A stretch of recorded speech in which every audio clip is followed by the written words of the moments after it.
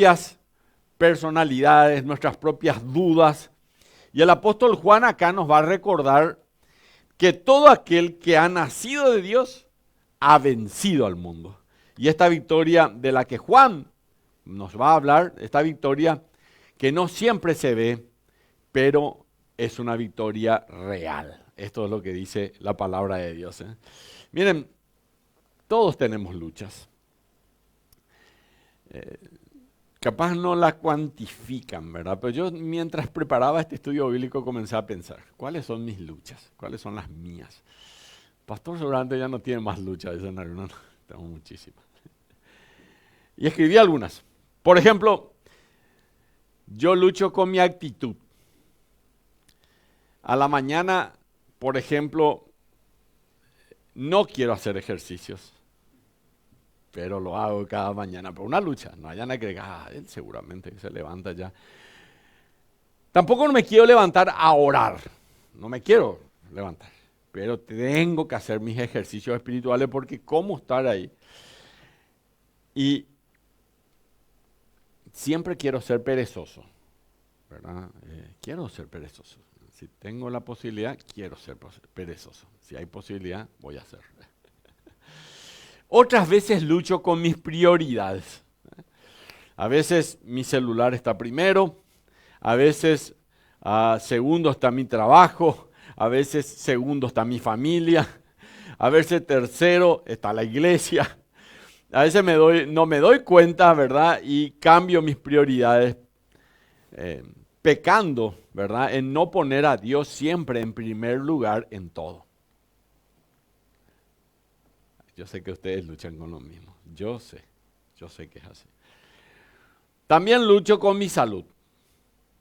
A veces como mucho, a veces como mal. O me pongo tenso porque mientras como estoy pensando en los negocios, en la iglesia, en lo que está haciendo, entonces me pongo tenso. Cuando yo debería descansar en el Señor. Me gusta subir aquí y decir, la palabra de Dios dice, mi yugo es fácil y ligera mi carga, ven a mí, yo te haré descansar y después yo no estoy descansado. Entonces un lindo violín, ¿verdad? Un discurso, pero no estamos haciendo eso. Yo lucho para descansar también en el Señor. A veces lucho con mis pensamientos que me quieren llevar a pensar cosas malas, a mirar cosas que a Dios no le agrada, o a pensar mal de alguien e incluso a reaccionar de una manera diferente a la que debería reaccionar. Lucho también muchas veces con mis finanzas. Pienso muchas veces que todo lo que tengo me pertenece a mí porque yo luché para tener eso y me olvido que todo le pertenece a Dios. Que Él me da eso por un tiempo y a veces quiero progresar en mi vida, pero quiero progresar sin Dios. Trato de guardar más para mí porque así me siento más seguro, cuando mi seguridad debería estar en Dios. Mi confianza debería estar en Dios para siempre. Lucho con mi generosidad también. Lucho con mi fe. Porque me desaniman a veces cosas y personas me desaniman. Hacemos el esfuerzo, a veces vamos para adelante, restauramos vidas, hasta restauramos familias. Y a veces esas familias no son ni esas vidas. Nos dan la espalda una cuchillada o una cosa así, ¿verdad? Así que te quieren desanimar. Lucho con la lectura de la Biblia. Lucho con eso que dice la Biblia, que es una orden. Primera de Tesalonicenses 5:17 dice, orad sin cesar. Es una orden, orad sin cesar. Sin cesar es siempre, todo el tiempo. Y esto es cada día y cada día tengo derrotas y cada día tengo victorias. La verdad que quiero que haya más victorias y menos derrotas, ¿verdad? Pero cada día hago eso.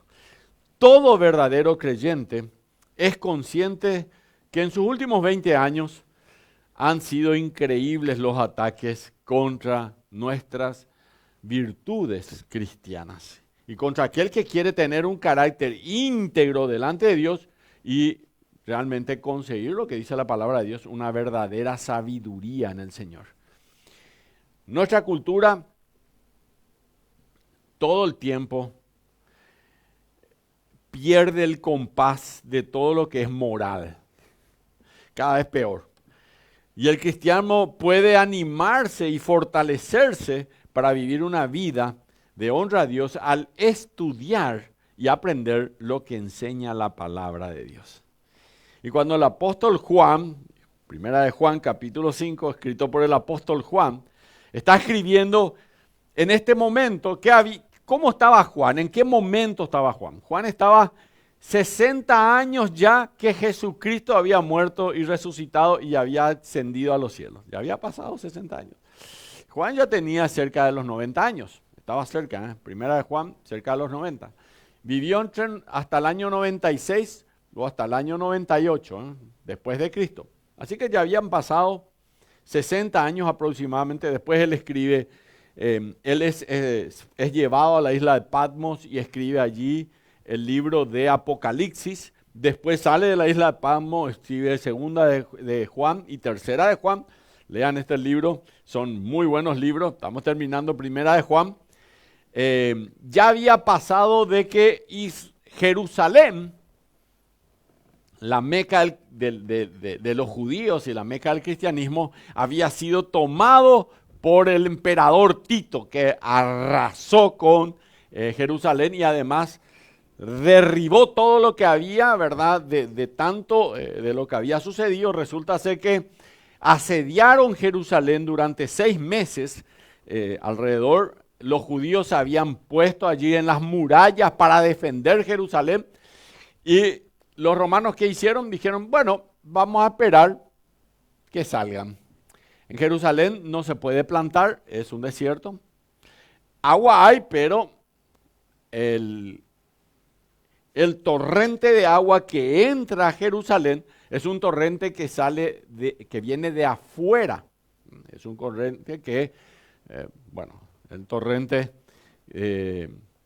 que entra adentro y eso riega 2 estanques, el estanque de Siloé, que era donde los sacerdotes se lavan, se bañan y riegan todo eso, y el famoso estanque de Betesda, en donde el Señor Jesucristo levantó a un paralítico. El estanque de Betesda tenía no sabemos si era verdad, pero tenía una leyenda, digamos, de que cada cierto tiempo el estanque se agitaba y el primer enfermo que entre al estanque era curado, ¿verdad? Y había un paralítico que hacía más de 30 años que estaba allí, pero como él era paralítico, alguien se adelantaba y entraba antes que él, ¿verdad? Y él estaba esperando hace 30 años que alguien le acerque, y cuando Jesús se acerca, le dice que él le puede sanar y él le sana. Y él creyó, y al creer fue sanado, ¿verdad? Lean después en los evangelios, está esta historia que le acabo de contar, ¿verdad? Así que Juan ya había visto la destrucción, ya había estado siendo perseguido por Nerón, que había traído tribulación a todos los cristianos. De hecho, Nerón, ¿qué hizo? Él quería una propiedad en Roma, y no le habían dado, porque en Roma había cierta democracia. De ahí viene todo el derecho romano que los abogados estudian, ¿verdad? Entonces resulta ser que la propiedad era de un senador. El senador le dijo, no, esa es mi casa, no. Yo quiero un palacio, no te voy a dar. Así que un día Nerón agarra y le prende fuego a la casa. Bueno, contrató unos cuantos allí de sus soldados. Dijo, vayan así como que no se dieron cuenta, tiren un poco de, no sé, qué habrá sido, ¿verdad? Pero quemaron toda la casa, todo ese lugar y comenzó un gran incendio en Roma, porque después no podían más parar. Y finalmente, ¿qué pasó? Nerón dijo, ¿saben quién hizo este incendio? Los cristianos. y ahí comenzaron a haber una persecución. Los cristianos comenzaron a matar a los cristianos que vivían en Roma. Así que Nerón ya había hecho esta persecución. Él está escribiendo Primera de Juan. Los cristianos tenían miedo de salir de su casa. Cada esquina del imperio romano era un problema y era un riesgo muy grande. Y a pesar de todas esas increíbles circunstancias que le estoy contando, la iglesia de Cristo florecía. El evangelio se esparcía. Las iglesias nacían por todos lados. Y aún había creyentes en la misma casa de César. Miren lo que dice Filipenses capítulo 4, versículo 22. Dice, todos los santos os saludan y especialmente los de la casa de César.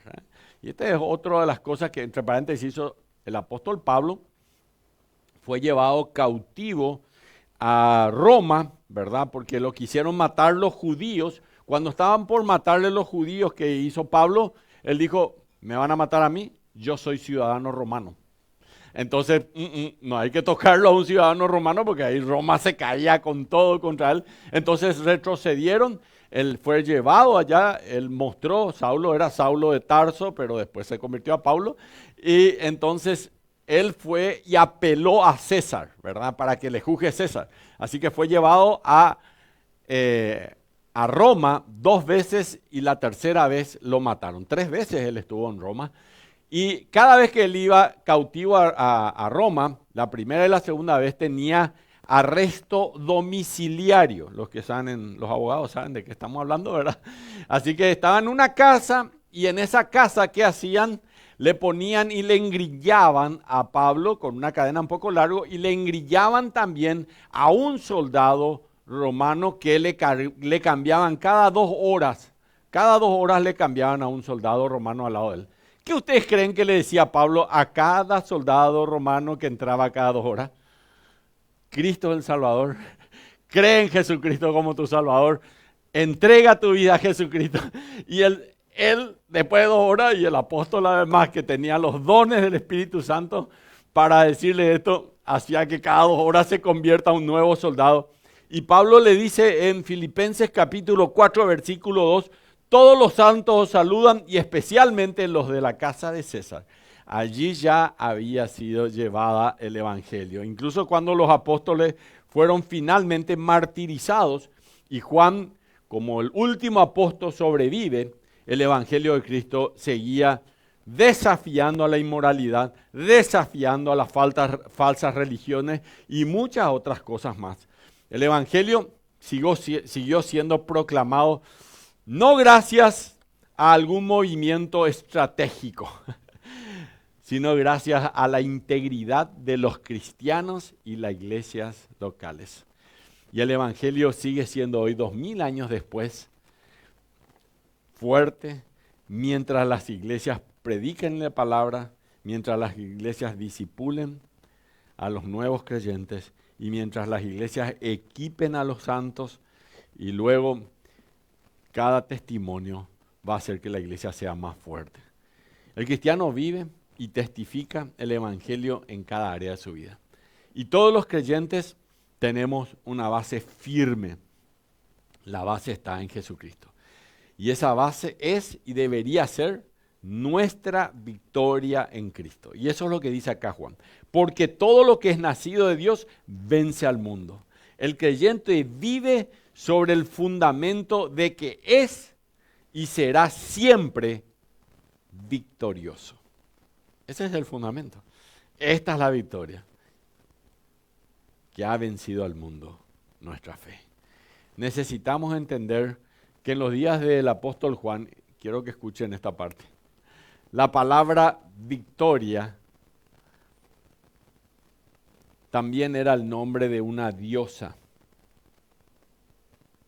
Su nombre era Nike. ¿Conocen ese nombre? ¿Sí?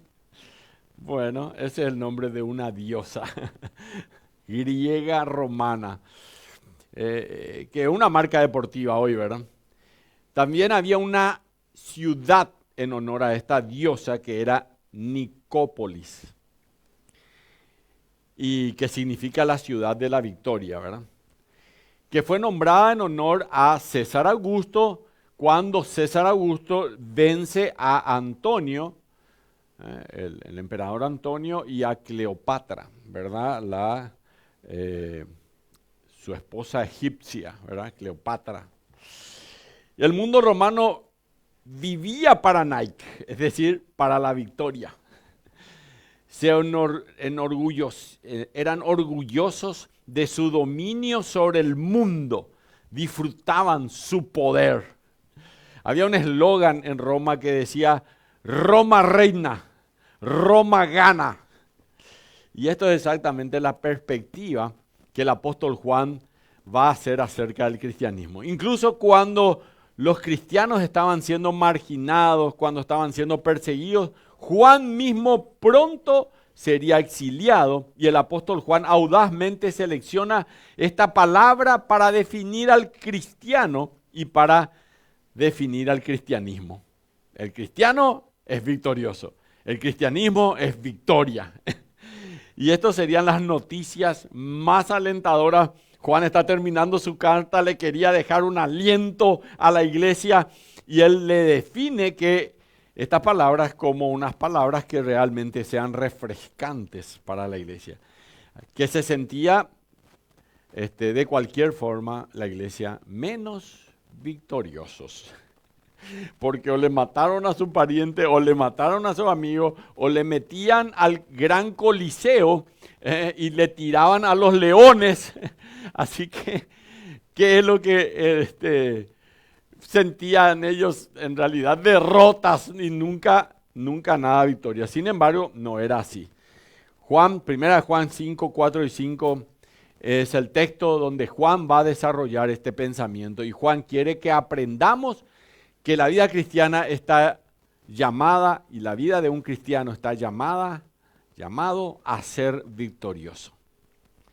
No solo la iglesia en conjunto, sino cada uno de los creyentes en particular. Así que vamos a nuestro primer tema de hoy, el ADN del vencedor, cómo superar la crisis del mundo. Juan quiere que seamos conscientes en cuanto a, en primer lugar, la realidad de nuestra victoria en Cristo. Él dice así, porque todo lo que es nacido de Dios vence al mundo. El que es nacido de Dios vence al mundo. Juan escribe en Juan capítulo 3, versículo 3, palabras del Señor Jesucristo. ¿Y qué le dijo? Cuando entró Nicodemo, te es necesario nacer de nuevo. Y acá Juan dice, el que es nacido de nuevo vence al mundo. Y los vencedores son para el apóstol todos los creyentes. Quien ha nacido de nuevo, el que es cristiano de verdad, el que nació de nuevo, el que es una nueva criatura, como dice 1 Corintios 5, 17, 2 Corintios, 5, 17, que es nacido de Dios, el que ha nacido tiene una nueva vida en Cristo Jesús. 2 Corintios 2, 14 dice, mas a Dios gracias, el cual nos lleva siempre en triunfo en Cristo Jesús. ¿Cuándo nos lleva al Señor en triunfo? ¿Cuándo? Siempre, dice la palabra de Dios. Y por medio de nosotros, dice la palabra de Dios, manifiesta en todo lugar el olor de su conocimiento. Es importante entender que la victoria no está en el esfuerzo del creyente, sino en el poder victorioso de Dios. Ahí es donde está la victoria, en el poder victorioso de Dios. Y este es un comunicado que Juan le dice a los apóstoles y a la iglesia. Al nacer de Dios, al nacer de nuevo, nos convertimos en victoriosos. Amén. Qué gusto escuchar esto. En segundo lugar, este pasaje nos enseña también que la palabra traducida vencer aquí viene del griego Nike, o nikao. El verbo es nikao. La palabra se traduce vence. Viene del vocabulario griego conquistar, tener victoria. Y Juan va a usar derivados de estas palabras 4 veces en estos 2 versículos. En el versículo 4 dice, vence al mundo. Versículo 4. El que es nacido de Dios vence al mundo. Así que pueden subrayar todas las veces que dice vence en su Biblia. Ahí, vence. Ahí es, ¿qué cosa? Nike. Ahí pueden poner arriba Nike, en el griego. Griego, Nike. Y esta es la victoria. Otra vez, subrayen ahí. Otra vez, Nike. Que ha vencido al mundo nuestra fe. ¿Y quién es el que vence? Otra vez, versículo 5. Sino que él cree que el Hijo es de Dios. Jesús es el Hijo de Dios. Así que ahí están todos los lugares en donde realmente la palabra de Dios dice que está. Son 4 lugares. Vence al mundo y esta es la victoria que ha vencido, la palabra vencido, otra vez Nai, al mundo nuestra fe. ¿Quién es el que vence al mundo? Otra vez vence al mundo, sino el que cree que Jesús es el Hijo de Dios. Esa es la palabra que está usando el apóstol aquí Juan, ¿verdad? Y Juan nos está diciendo, esta es realmente la marca del creyente. ¿Cuál es la marca del creyente? Nike. Bueno, yo creo que Nike me tenía que pagar algo, che, para este estudio hoy, ¿eh? Estoy perdiendo plata. Algo así, ¿viste? Pero bueno, es lo que dice la Biblia, así que bueno, no puedo yo decirle que no es eso. Así que nunca lo olviden. Desde ahora, cada vez que vean la marca Nike, el símbolo de Nike, ríanse y digan, ese es mi símbolo, ese verbo es mío. Yo soy un conquistador. Y en los días de Juan, la palabra pertenecía a Roma. Y el Espíritu de Dios, a través de la carta de Juan, tuvo la audacia de reclamarlo únicamente para el cristiano. Ya no es de ustedes, es nuestro, los cristianos. Y miren que la fuente original de victoria, el fundamento, no es en una diosa romana, como lo afirma el versículo 4, y leemos, dice, todo lo que es nacido de Dios vence al mundo. La fuente de que seamos victoriosos, ¿de quién es? El nacido de Dios. Es decir, la fuente fue Dios. Él es el original de esto. Así que la promesa acá viene de Dios. Y este es el principio y el fundamento para tu vida y para mi vida. Sin importar cómo se vean las circunstancias hoy en tu vida, somos victoriosos. Y somos victoriosos y seremos victoriosos para siempre. Hasta el día en que el Señor nos llama en su presencia y allá la victoria será completa.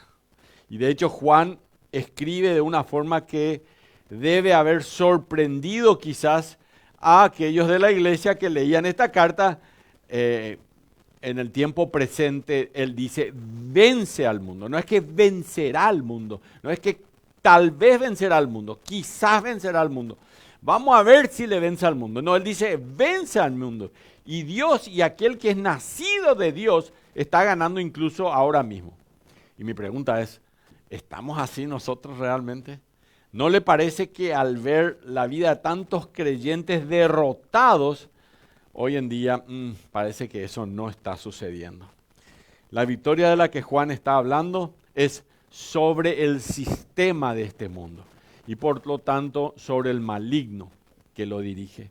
Y recordemos que 2 veces Juan le habla de esa victoria a los jóvenes. Primera de Juan 2:13, miren lo que dice, un poquito más atrás en su Biblia. Dice, os escribo a vosotros, padres, porque conocéis al que es desde el principio. Os escribo a vosotros, jóvenes, porque habéis vencido al maligno. ¿Vieron? A nosotros los jóvenes. ¿Le gustó eso? Sí, todos los jóvenes de 60 años acá. Versículo 14, atiendan lo que dice. Os escribo a vosotros, padres, porque habéis conocido al que es desde el principio.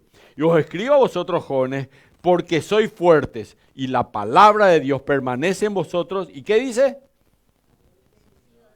Habéis vencido al maligno. Amén. A ver, ¿cuántos jóvenes estamos acá? Bien ahí. Primera de Juan 4:4. Juan está hablando de esto. Miren lo que dice.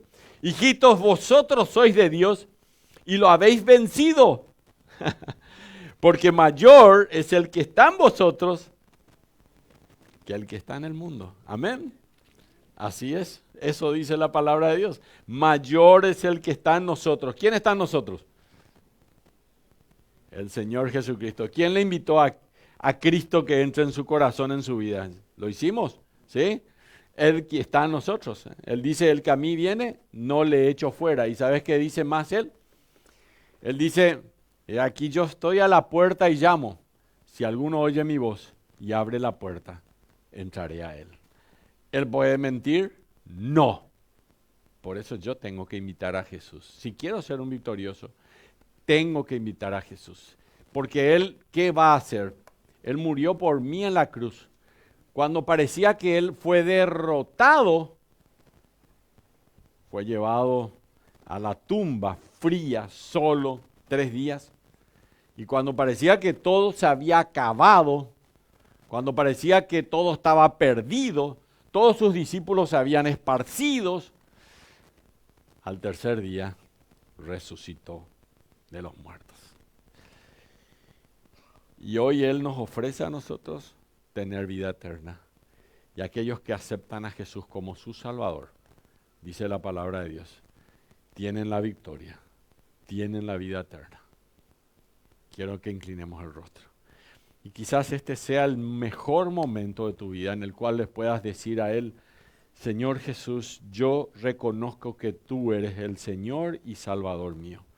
Decirle así, ahí en el corazón. Quiero que ores conmigo en silencio, pero sepas que Él está aquí, está a tu lado y Él te escucha. Y quiero que le digas ahí en el fondo de tu corazón, en silencio, Señor Jesús, te pido perdón por mis pecados. Quiero ser vencedor, Señor. Perdóname. Me arrepiento sinceramente. Y acepto a Jesús en mi corazón como mi Salvador personal. Quiero ser vencedor, Padre. Y quiero vencer con Cristo. En el nombre de Jesús. Amén. 2 Corintios 5:17. Si alguno está en Cristo, nueva criatura es. Las cosas viejas pasaron, he aquí todas son hechas nuevas. Dice la palabra de Dios, mayor, 1 Juan 4:4, es el que está en nosotros, ahora está Cristo. Le dijimos a Él, perdónanos, queremos que seas nuestro Salvador, que el que está en el mundo. ¿Quién está en el mundo? Satanás. Y mayor el que está en nosotros que el que está en el mundo. Dice la palabra de Dios que Él es el príncipe de las potestades del aire. Él dice que en Romanos capítulo 8 dice que nuestra lucha no es contra carne ni sangre, sino contra principados, contra potestades, contra los gobernadores de las tinieblas, contra huestes espirituales de maldad en las regiones celestes. Y cada vez que vos ves, hoy tenemos mucho más información que antes. Antes no nos enterábamos de tantas cosas, pero hoy cada vez ves más información. Y cada vez que ves más información podés darte cuenta realmente cómo el diablo está trabajando. El tiempo de él está llegando a su final y entonces él está como que desahuciado por destruir a más personas. Romanos 8:37 dice, somos más que vencedores por medio de aquel que nos amó. Apocalipsis capítulo 2, versículo 11 dice, y hablaba un poco Juan, el apóstol, le escribe Apocalipsis a los perseguidos, a los creyentes judíos, dice, han vencido al maligno por medio de la sangre del Cordero y por medio de la palabra del testimonio de ellos. Así que su victoria está basada en la muerte de Cristo y está basada en el testimonio de ellos tocante al valor de aquella muerte. ¿Por qué? Porque habían muerto por Jesucristo. Gálatas capítulo 6, versículo 14 dice, pero lejos esté de mí gloriarme, sino en la cruz de nuestro Señor Jesucristo, por quien el mundo me es crucificado a mí y yo al mundo.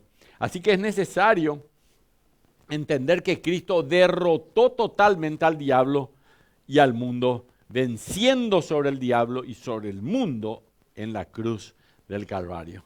Y todo es cuestión de cómo define verdaderamente esa palabra victorioso, que es una victoria importante. La victoria de Cristo es una victoria importante, es una victoria genuina, es una victoria duradera y es una victoria satisfactoria totalmente. No importa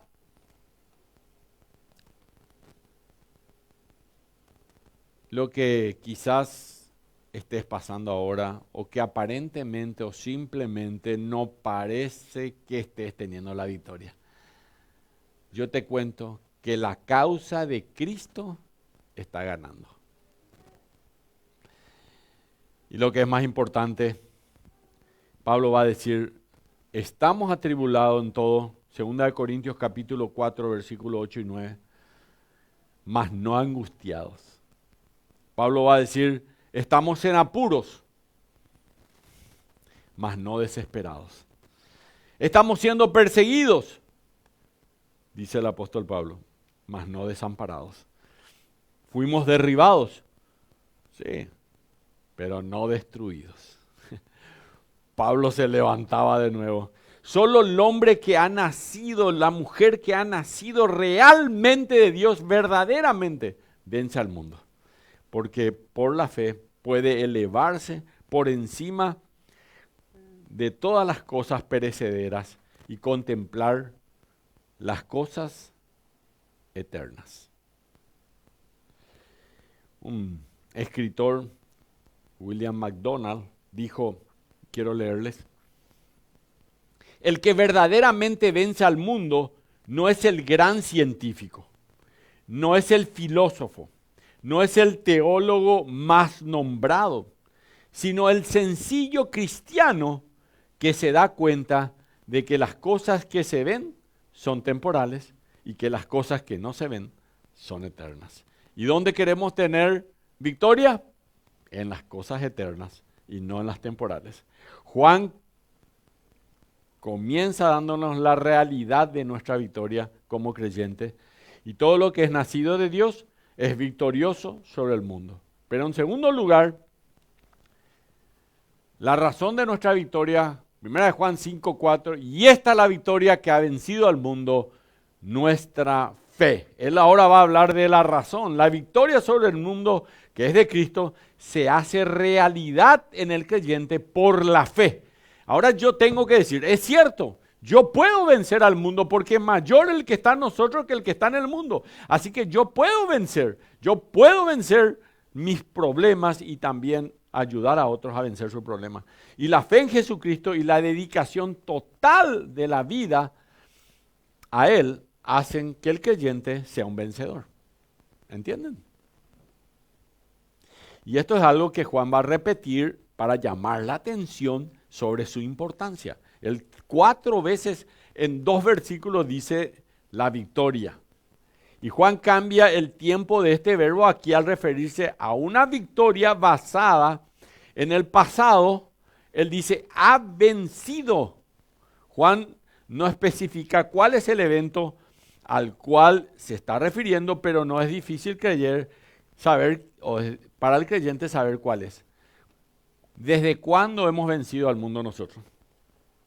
Desde que aceptamos a Jesús como nuestro Salvador personal. Y esta es la victoria que ha vencido al mundo, nuestra fe.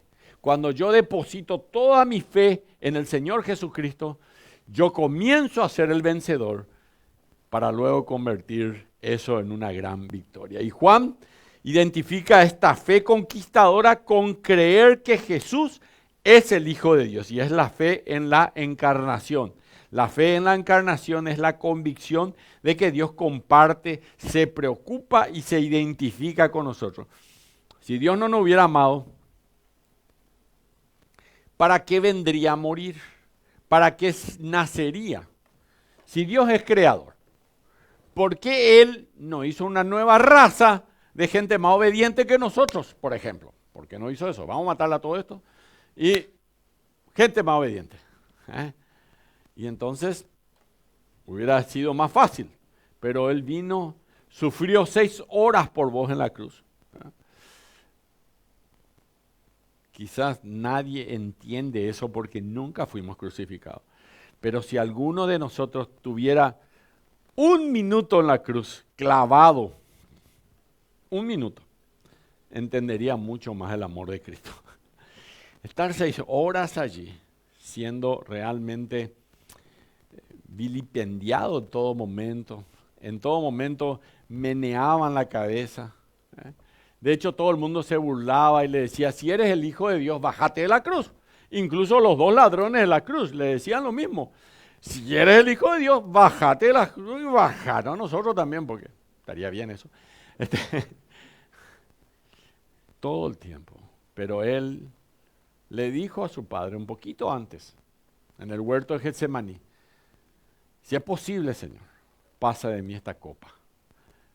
Pero después Él dice, pero no se haga mi voluntad, sino la tuya. Y la voluntad de Dios era que vos y yo pasemos la eternidad en el cielo. Qué bueno, ¿no? A veces ustedes creen que Dios está cansado de ustedes por los pecados que cometen. Ya debe estar cansado Dios. Pero Él no se cansa. Y Él quiere pasar toda la eternidad contigo. Y esta es la victoria, dice la palabra de Dios. Ha vencido al mundo nuestra fe. Así que por todos lados hoy día nos oprimen los estándares cristianos y los motivos mundanos que aparecen por todas partes. Y estas cosas nos tratan de fascinar. Pero dice la palabra de Dios que ha vencido al mundo nuestra fe. Y tenemos un antídoto fuerte. 1 Corintios capítulo 15, versículo 1 dice, ahora os hago saber, hermanos, dice el apóstol Pablo, el evangelio que os prediqué, el cual también recibisteis, el cual también estáis firmes, por lo cual también sois salvos, a no ser que hayáis creído en vano. O sea, creyeron en otra cosa que no sea en Jesucristo, creyeron en vano. Y él continúa a lo largo del capítulo 15, el apóstol Pablo, 1 Corintios 15, declarando que no solo la muerte y sepultura, sino la resurrección de Jesucristo, lo que en conjunto representa la suma y sustancia de nuestra fe. Cristo vino, vivió en este mundo, murió y resucitó. O sea, no se olviden, nosotros esperamos. La Biblia dice en Hebreos capítulo 9, versículo 27, está establecido al hombre que muera una vez. Y después de esto, el juicio. Todos sabemos que vamos a morir. Vamos a terminar muriendo. El asunto es qué pasa después de mi muerte. ¿Qué va a pasar después? Y ahí el Señor Jesucristo es la respuesta. Mas a todos los que le recibieron, a los que creen en su nombre, les dio el poder de ser hechos hijos de Dios. Y esa es la respuesta a eso. Y esto es lo que dice el apóstol Pablo.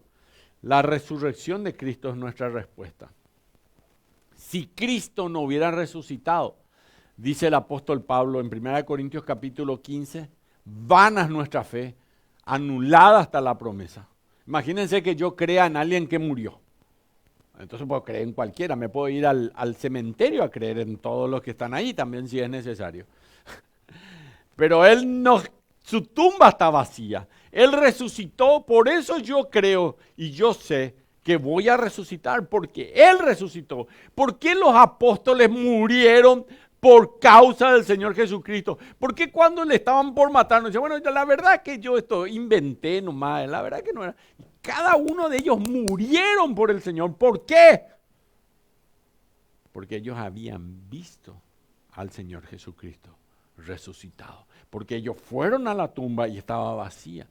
Porque Tomás, que había dicho que era incrédulo, Tomás que había dicho, yo no voy a creer si no le toco y meto en sus costados y en sus llagas. Y Jesucristo le aparece y le dice, vení Tomás, toca acá está mi costado, mi llaga, vení, tócame. Y después Él da una lección para nosotros. Jesucristo dice, más bienaventurado es aquellos que sin ver, creen. ¿Y quiénes son los más bienaventurados? Nosotros. ¿Qué significa bienaventurado? 3 veces felices. Son aquellos que sin ver, creen. Y eso es lo que dice la palabra del Señor. Así que esta es el Evangelio. Y en otras palabras, usted no está confiando en un muerto. De hecho, incluso antes de que Jesucristo fuera crucificado, Él le dijo con completa confianza a sus discípulos, usando la palabra Nike, en el mundo tendréis aflicciones, dijo el Señor Jesús, Juan 16:33, si quieren anótenlo. En el mundo tendréis aflicción, pero confiad, yo, Nike, he vencido al mundo. Y por ese entonces no pareciera que Jesús haya vencido nada, lo crucificaron. Fue perseguido, fue odiado por este mundo, terminó en la tumba, pero resucitó. Mientras parecía que la muerte había vencido sobre Cristo, pronto quedó claro de que cuando la muerte le había herido mortalmente a Cristo con su aguijón, la muerte realmente se había herido a sí misma mortalmente. Primera de Corintios 15:55 dice, ¿dónde está, oh muerte, tu aguijón? ¿Dónde está, sepulcro, tu victoria? La victoria de la fe es una realidad para el creyente sobre el mundo y sus cosas, y es el instrumento de victoria que tiene el creyente como vencedor. Aferrándose a su poder, descansando plenamente en una entrega a Jesucristo sin reservas, y de ahí el consejo que nos da Juan, y Pablo exhorta a tomar el escudo de la fe. En Efesios capítulo 6, versículos 16. El apóstol Pedro dice que tenemos que resistir firmes contra los ataques del diablo. Primera de Pedro 5, 8 dice, sed sobrios y velad, porque vuestro adversario el diablo, como león rugente, anda alrededor buscando a quien devorar. La razón de nuestra victoria es saber que Jesucristo es quien ha ganado durante todo este tiempo y confiar en la realidad de la obra de Cristo. El creyente tiene un fundamento para su victoria, el ser nacido de Dios, y esta es la realidad de nuestra victoria. O sea, somos nacidos de Dios, es lo que dice, el que es nacido de Dios vence al mundo, el que es nacido de Dios es el que vence. Así que esta es la razón para la victoria del creyente, la obra de Cristo en la cruz. Finalmente, el creyente puede descansar en las palabras de Juan en el versículo 5. Y esto nos lleva al tercer punto. Y esto ya pasé. La revelación de nuestra victoria. Y con esto concluimos. ¿Quién es el que vence al mundo? Creo que ahí está, si quieren copiar algo, les pongo un ratito. Le voy a leer mientras tanto. ¿Quién es el que vence al mundo? Dice 1 Juan 5:5, sino que el que cree que Jesús es el Hijo de Dios. Este es el que vence al mundo, el que cree que Jesús es el Hijo de Dios. Y el apóstol Juan vuelve a usar en tiempo presente la palabra vence. ¿Quién es el que ustedes creen que vence al mundo? Él dice, el que está en Cristo. Él está diciendo, ¿quién es el que en el momento ahora vence y está venciendo al mundo? Y la respuesta es, ustedes, los cristianos, quienes creen que Jesús es el Hijo de Dios.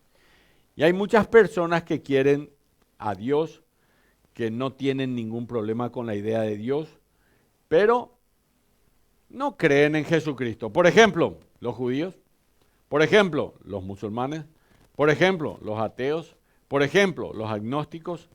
Y Juan se encarga de dejar bien claro que estos falsos maestros se habían levantado en aquel entonces y que se siguen levantando hoy, que sin fe en Cristo nadie puede experimentar la victoria en Él. Y eso es lo que decimos aquí? La respuesta es, ustedes que creen en Jesús como su Salvador personal. Y estas son las palabras que escribe un comentarista al respecto. Él dice, les leo, vayan copiando mientras tanto. El ministerio llamado de autoayuda, hay mucho por ahí, hay muchos TikTok, Instagram. Mira, si vos no pensás en vos mismo, nadie va a pensar en vos. Así que vos tomá la victoria y vos hacerte el vencedor. Eso es tu autoayuda, ¿verdad?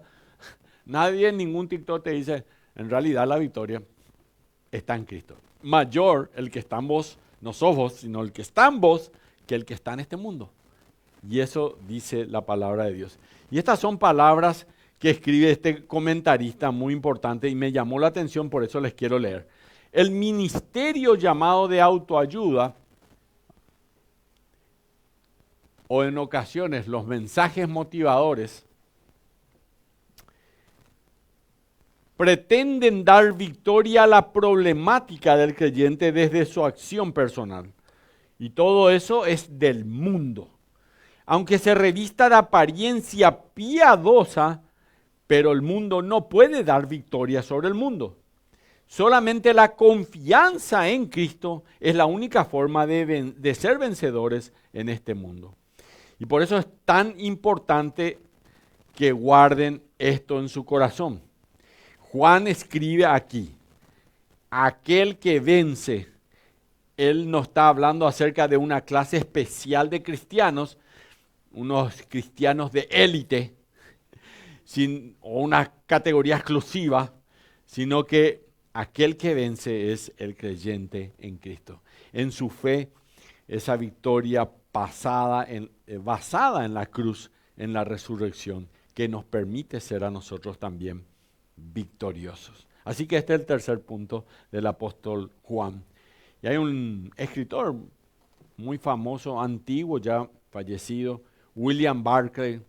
Él dijo sobre esto, y quiero que escuchen: tenemos la esperanza indestructible de la victoria final. El mundo le hizo todo el mal que pudo a Jesús, todo. Lo acosó, le persiguió, le calumnió, le acusó de hereje y de amigo de los pecadores, y le juzgó, terminó, lo crucificó y lo enterró. Hizo todo lo humanamente posible para eliminarlo a Jesús. ¿Y qué pasó con el mundo? Fracasó. Después de la cruz vino la resurrección. Y después de la vergüenza vino la victoria. Vino la gloria. Y este es el Jesús que está en nosotros, que dio la vida en su aspecto más tenebroso, a quien la vida trató mal, a más no poder, que murió, que conquistó la muerte y que nos ofrece participar en esa victoria que Él ganó. Si creemos que Jesús es el Hijo de Dios, tenemos siempre con nosotros al Cristo vencedor, que nos hace vencedores. ¿Han creído en Jesús como su Salvador personal? Entonces usted es un vencedor. Somos vencedores y debemos vivir como vencedores. Basta ya de vivir derrotados. Y vamos a la conclusión. Si solo nos fijamos en nuestra cultura en particular y en nuestra generación en particular, no pareciera que la iglesia, la novia de Cristo, está haciendo tal marcha triunfal ya camino al cielo. Pero la verdad es que sí lo está haciendo. No pareciera que Dios estuviera ganando, pero Él sí está ganando. No pareciera que Satanás, la muerte y el pecado han sido vencidos, pero sí lo están. Un libro cristiano que leí me contó acerca de una historia. Resulta ser que en las iglesias en la antigüedad, iglesias cristianas, no tan antiguas, ¿verdad? Pero unos 30, 40, 50 años atrás, tenían una reunión una vez al mes, los días domingos, en donde los misioneros son los que van a la China, van a Corea, a Japón a predicar el evangelio, muchos de ellos mueren, ¿verdad? Y la iglesia siempre los apoya financieramente, que no les falte nada, para que vayan, le pagamos todo lo que haga falta y los enviamos para que hagan eso. Nosotros no vamos, así que nosotros ayudamos a que vaya alguien a llevarle a aquellos que no conocen a Cristo como su Salvador. Y hace unos años atrás, 50 años más o menos, los misioneros venían y daban un reporte a la iglesia. Le voy a leer la historia.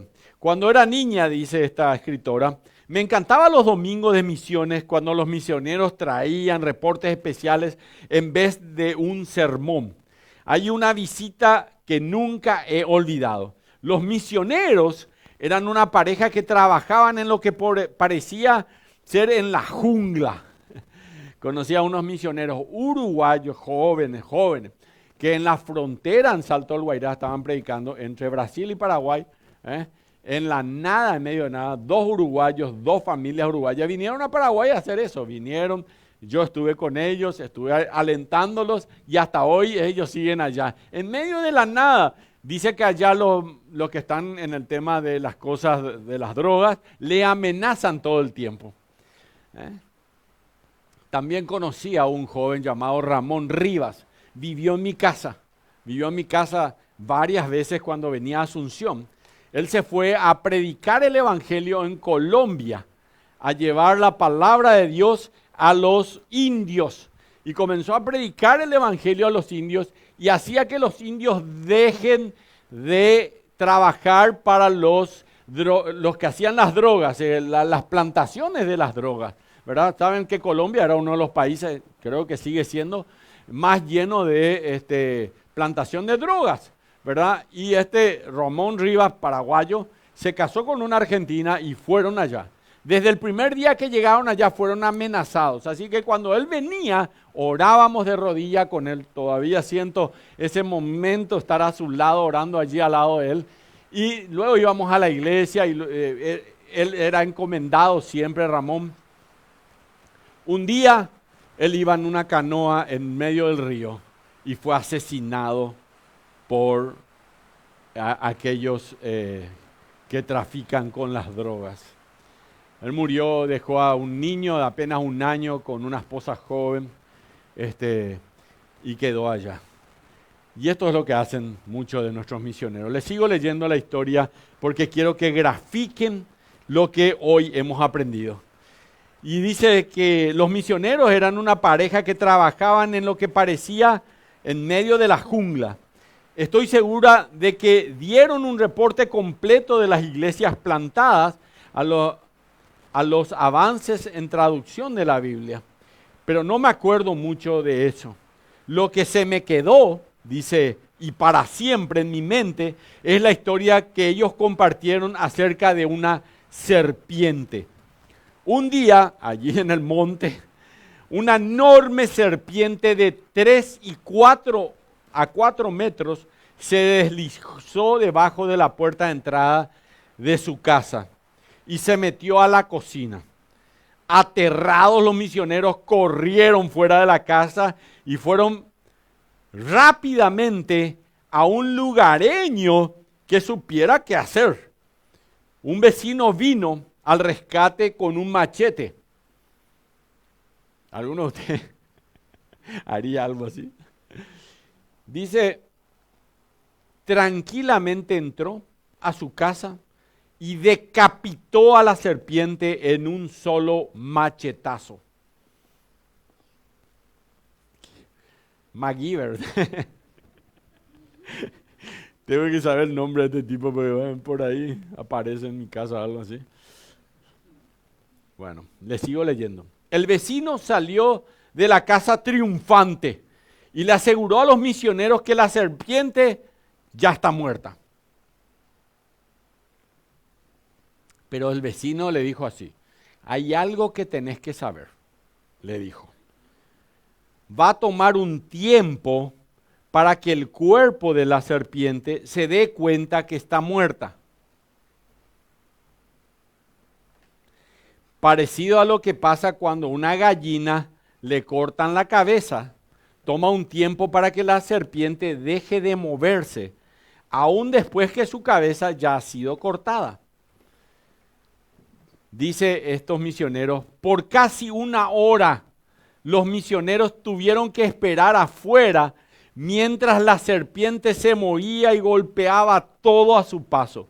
Rompía los muebles, tambaleándose en contra de las paredes, las ventanas, causando estragos, hasta que su cuerpo finalmente entendió, por así decirlo, ¿verdad?, que ya no tenía una cabeza.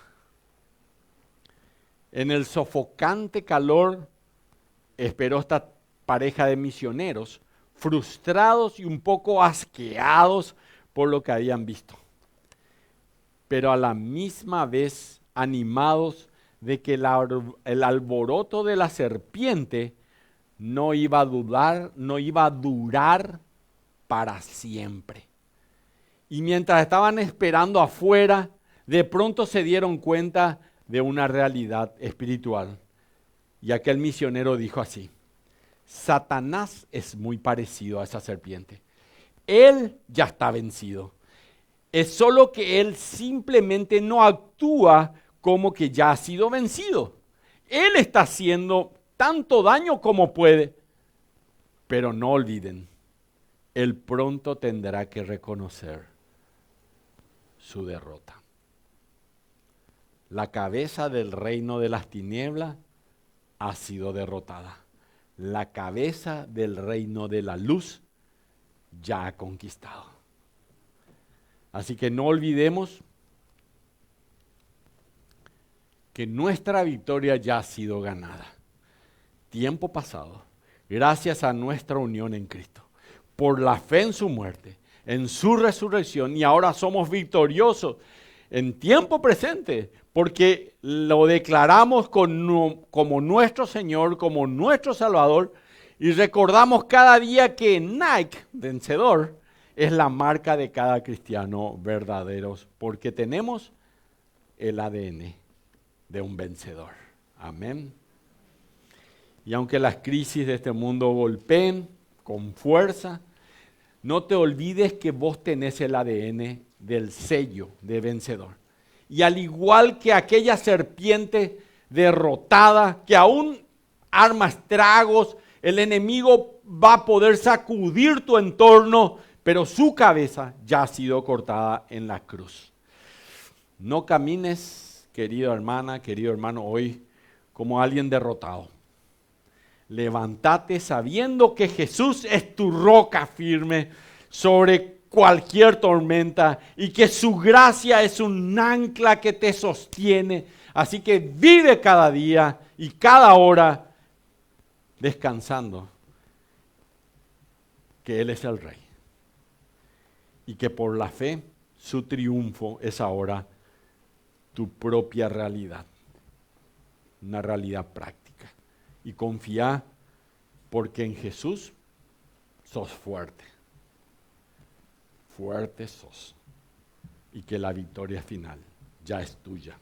Vamos a ponernos de pie y cantamos esta canción con todo el corazón. Y luego terminamos orando.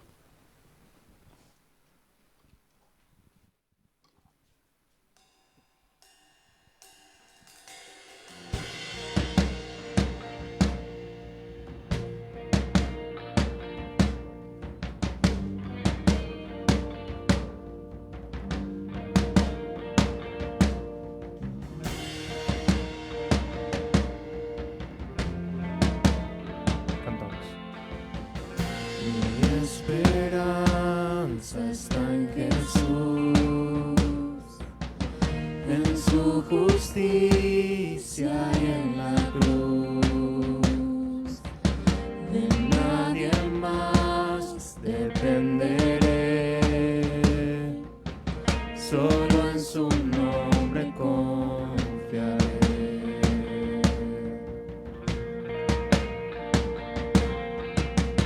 Mi esperanza está en Jesús, en su justicia gracia y en la cruz. De nadie más dependeré, solo en su nombre confiaré. En Jesús fuerte soy, solo Él mi roca es. Sobre la tempestad Él es Rey. Cuando no puedo ver su faz, sé que su gracia es siempre igual. A la tormenta venceré, mi ancla firme está en Él. Mi ancla firme está en Él. En Jesús fuerte soy, solo Él mi roca es. Sobre la tempestad Él es Rey. Él es Dios, Él es Rey. En Jesús fuerte soy, solo Él mi roca es. Sobre la tempestad Él es Rey. Y en Jesús fuerte soy, solo Él mi roca es. Sobre la tempestad Él es Rey.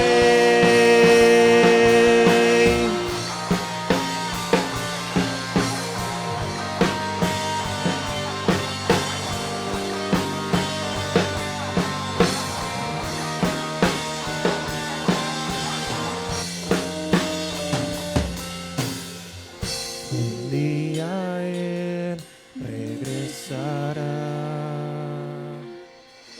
en su presencia voy a estar. Sin mancha ante Él vendré, justificado por la fe.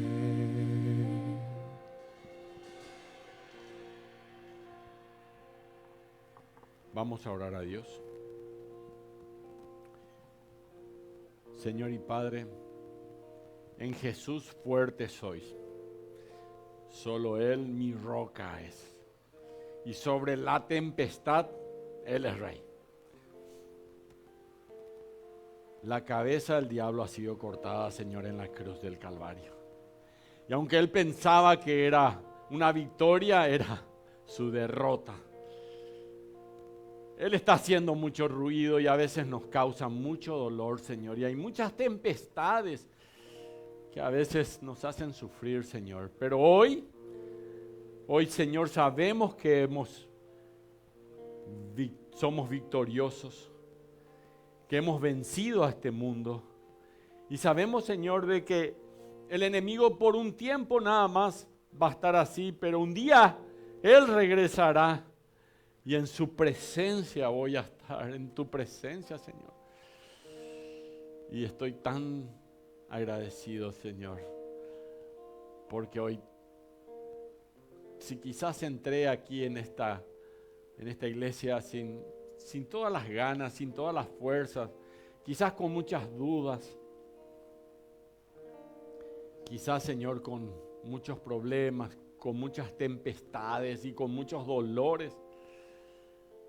Hoy, Señor, salgo aquí lleno de tu palabra, lleno de tu gracia, lleno de tu amor, lleno de tu Santo Espíritu, lleno, Señor, de la alegría de la salvación, del gozo de saber que esta es la victoria que ha vencido al mundo, nuestra fe. Y hoy, Señor, me lleno de esa fe, para que, Señor, hoy, esta tarde y mañana sea ese vencedor que tú quieres que yo sea, Señor. Y a pesar de los problemas de este mundo, las circunstancias que pueda caminar por encima de ellas, sabiendo, Señor, que un día ya en el cielo la victoria asegura, Señor, por los siglos de los siglos, porque tú tienes un lugar preparado para mí allá en los cielos. Y gracias de corazón, gracias te damos, Señor, en el nombre precioso de aquel que sobre todo nombre, el nombre de Cristo Jesús, nuestro Señor y Salvador. Amén. Pueden saludarle al que está al lado, y salgan de aquí victoriosos. Nada puede irse de acá ya derrotado. De aquí solo se puede salir victorioso. Dios les bendiga. Hasta el próximo domingo que seguimos con este